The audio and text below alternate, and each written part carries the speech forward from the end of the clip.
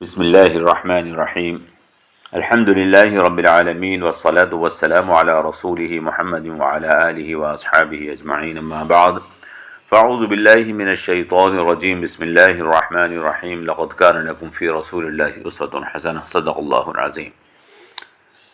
برادران ملت اسلامیہ و ہمشیرگان، السلام علیکم ورحمۃ اللہ۔ سیرت النبی صلی اللہ علیہ وسلم کے بیان کے سلسلے کی یہ دوسری قسط ہے۔ پہلی قسط میں ہم نے 40 سال تک کے حالات کو مختصراً بیان کر دیا تھا۔ پہلی وحی جو آپ صلی اللہ علیہ وسلم پر نازل ہوئی، اقرأ بسم ربک الذی خلق، ہم نے آپ سے عرض کر دیا تھا کہ اس کے اندر 3 اہم باتیں بیان کی گئیں۔ نمبر 1 یہ کہ اللہ تبارک و تعالی نے اس میں پڑھنے کا حکم دیا۔ دوسرے، انسان کی پیدائش کس طریقے پر ہوئی ہے اس کو بیان کیا، اور تیسرے، علم اور قلم کی اہمیت کو بیان کیا۔ اس پر سب کا اتفاق ہے کہ حضور پر پہلی وحی پیر کے دن آئی تھی، لیکن اس بارے میں اختلاف ہے کہ مہینہ کون سا تھا۔ حافظ ابن عبد البر 8 ربیع الاول کو، اور محمد ابن اسحاق اور حافظ ابن حجر عسقلانی 17 رمضان بتاتے ہیں۔ نزول وحی کے بعد حضور نبی کریم صلی اللہ علیہ وسلم گھر پر تشریف لائے تو آپ کے بدن پر کب کبھی تاری تھی۔ حضرت خدیجہ سے فرمایا زملونی زملونی، مجھے ڈھانک دو مجھے ڈھانک دو۔ جب سہولت ہوئی تو پھر قصہ آپ کو سنایا۔ حضرت خدیجہ رضی اللہ تعالی عنہا نے فرمایا آپ کو بشارت ہو، آپ ڈریے مت، خدا کی قسم اللہ آپ کو ہرگز رسوا نہ کرے گا۔ آپ صلہ رحمی کرتے ہیں، سچ بولتے ہیں، لوگوں کے بوجھ اٹھاتے ہیں، ناداروں کی خبرگیری کرتے ہیں، آپ امانت دار ہیں، مہمانوں کی ضیافت کرتے ہیں، آپ کمزوروں کی مدد کرتے ہیں۔ بخاری اور مسلم میں یہ الفاظ ہیں۔ ابن جریر کی روایت میں ہے کہ ما اتیت فاحشۃ قط، آپ نے کبھی کوئی گندا کام نہیں کیا۔ مطلب یہ ہے کہ جو شخص ان کمالات اور خوبیوں کا مالک ہو وہ کبھی رسوا اور برباد نہیں ہوتا۔ اس کے بعد وہ حضور کو اپنے چچا زاد بھائی ورقہ بن نوفل کے پاس لے گئیں۔ وہ توریت اور انجیل کے ماہر تھے اور مذہباً عیسائی تھے، بہت بوڑھے اور نابینا تھے۔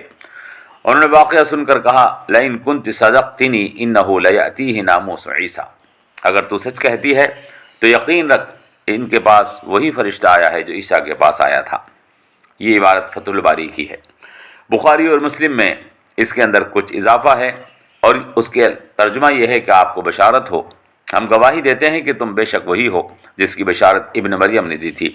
آپ موسیٰ کی طرح رسول ہیں، اور ان قریب آپ کو جہاد کا حکم دیا جائے گا۔ وَإِنَّكَ لَتُؤْمَرُ بِالْجِهَادِ۔ ایک روایت میں ہے کہ ورقہ بن نوفل نے حضور کے ہاتھ پر بوسہ دیا تھا، اور ایک اور روایت میں ہے کہ ورقہ نے کہا تھا کہ کاش میں طاقتور ہوتا اور تمہاری مدد کرتا جب تمہاری قوم تمہیں تمہارے شہر سے نکال دے گی۔ حضور نے کہا کہ یہ مجھے میرے وطن سے نکال دیں گے۔ تب ورقہ نے کہا تھا ہر وہ شخص جو اللہ کا کلام لے کر آیا ہے لوگ اس کے دشمن ہو گئے ہیں، اگر میں زندہ رہا تو تمہاری مدد کروں گا۔ چند روز کے بعد ورقہ کا انتقال ہو گیا۔ بعض روایات میں ہے کہ حضرت خدیجہ ورقہ سے پہلے عداس نام کے ایک شخص کے پاس حضور کو لے گئی تھیں اور ان سے واقعہ بیان کیا تھا۔ دلائل ابو نعیم میں ہے کہ توحید و رسالت کی تعلیم کے بعد حضور اکرم کو جس چیز کی سب سے پہلے تعلیم دی گئی وہ وضو کا طریقہ تھا۔ پھر نماز سکھائی گئی، جبرائیل نے نماز کی امامت کی، آپ نے اقتدا کی۔ یہ روایت مسند امام احمد، مستدرک، دارقطنی وغیرہ میں ہے۔ بعض محدثین نے اس میں کلام کیا ہے۔ کئی علماء کہتے ہیں کہ نماز تو معراج میں فرض ہوئی ہے، بعض کہتے ہیں کہ نماز ابتداءً فرض کر دی گئی تھی، 5 وقت کی نماز معراج میں فرض ہوئی ہے۔ بعض کہتے ہیں کہ ابتداءً صرف رات کو نماز تھی، بعض کہتے ہیں کہ 2 وقت کی تھی، بعد میں معراج میں 5 وقت کی کر دی گئی۔ اس سلسلے میں بعض دوسرے اقوال بھی ہیں اور بحثیں ہیں۔ حضور اکرم نے دین کی دعوت و تبلیغ کا کام اسی وقت شروع کر دیا۔ آپ نے یہ کام تنہا ہی شروع کر دیا تھا۔ کئی لوگوں نے اسلام قبول کیا، حضرت خدیجہ، حضرت علی، حضرت ابو بکر، حضرت عفیف کندی، جعفر بن ابی طالب، سعد بن ابی وقاص، خالد بن سعید، عثمان بن عفان، عمار بن یاسر، صہیب بن سنان، عمرو بن عبسہ اور ابو ذر غفاری، یہ وہ لوگ ہیں جنہوں نے ابتدائی سالوں میں اسلام قبول کر لیا تھا۔ حضرت ارقم بھی شروع کے مسلمانوں میں شامل ہیں، ان کا اسلام قبول کرنا 7ویں یا 10ویں نمبر آیا ہے۔ حضور اکرم صلی اللہ تعالی علیہ وسلم نے مسلمانوں کو انہی کے مکان پر جمع ہونے کا حکم دیا تھا۔ 3 ابتدائی سالوں میں دین کی دعوت کا کام خفیہ طور پر ہوتا رہا اور لوگ مخفی طور پر مسلمان ہوتے رہے۔ 3 سالوں کے بعد حکم نازل ہوا فَاصْدَعْ بِمَا تُؤْمَرُ وَأَعْرِضْ عَنِ الْمُشْرِكِينَ، یعنی آپ صاف صاف پکار کر کہہ دیجئے جس کا آپ کو حکم دیا گیا ہے۔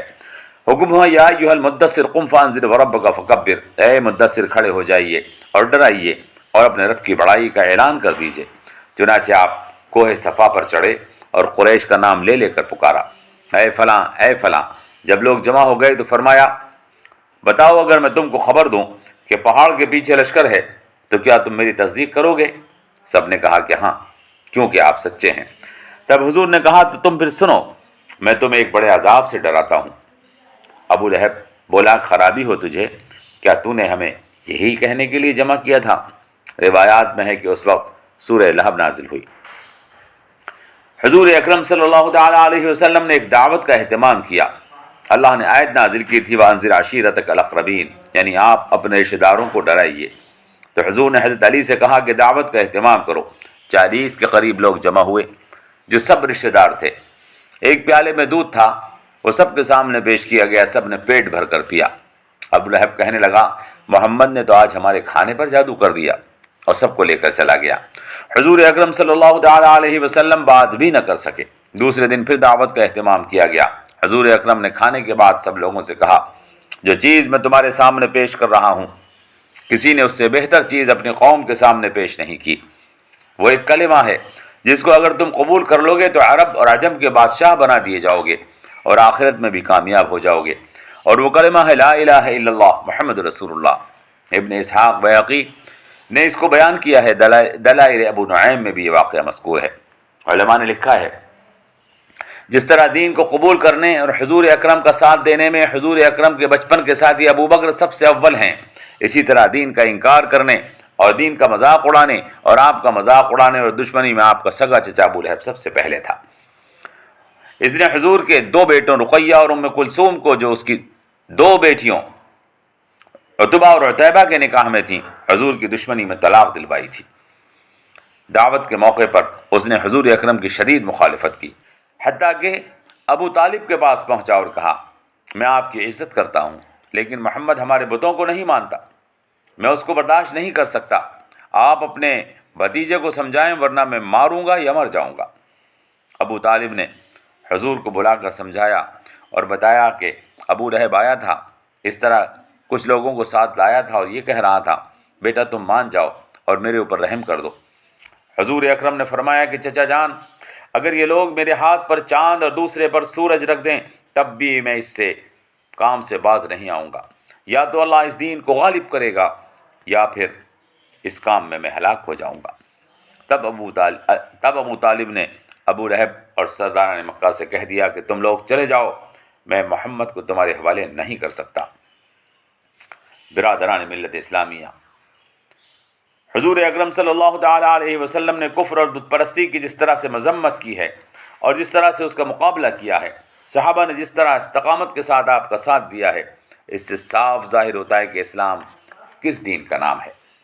جس آدمی نے یہ سمجھ لیا کہ میں شرک سے توبہ کر چکا بس کافی ہے، یہ کافی نہیں ہے۔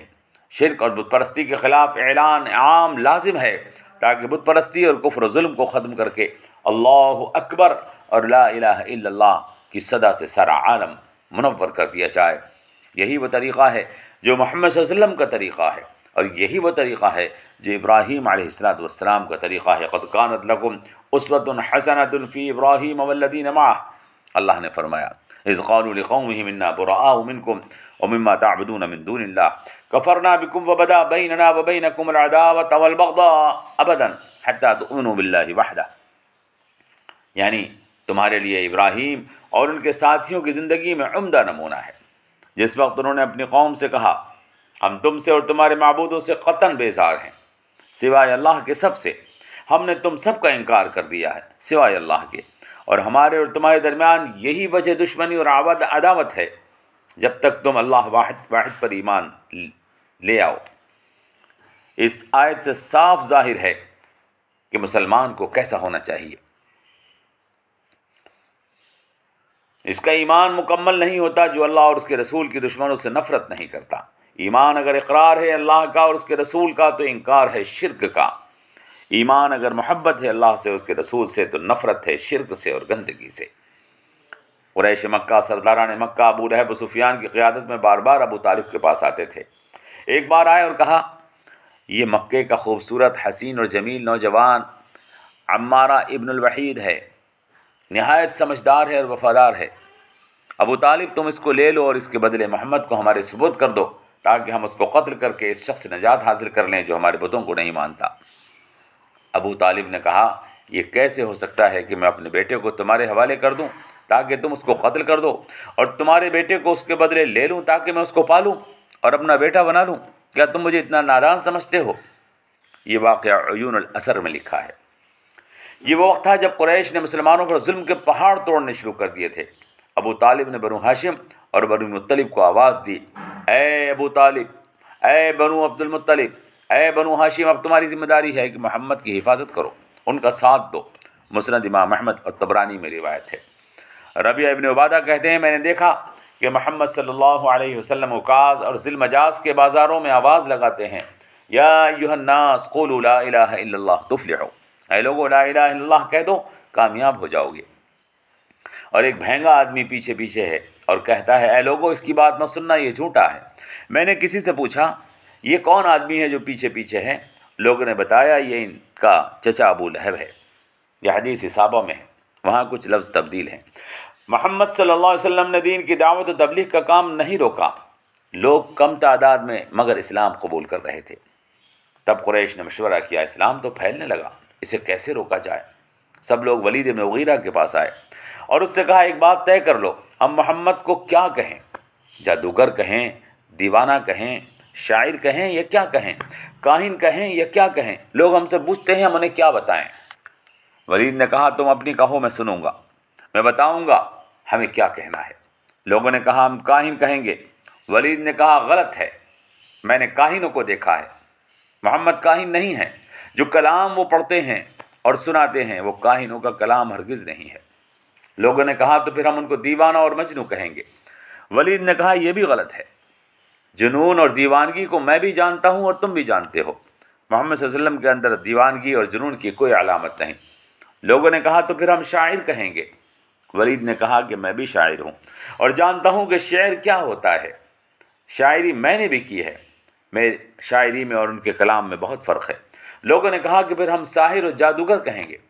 ولید نے کہا کہ وہ ساحر و جادوگر بھی نہیں، کیونکہ نہ وہ پھونکتا ہے، نہ پڑھتا ہے، نہ چھاڑتا ہے، نہ جادوگری کرتا ہے، نہ جادوگروں کے سے اعمال ہیں۔ تم کہو گے تو لوگ تمہاری بات نہیں مانیں گے۔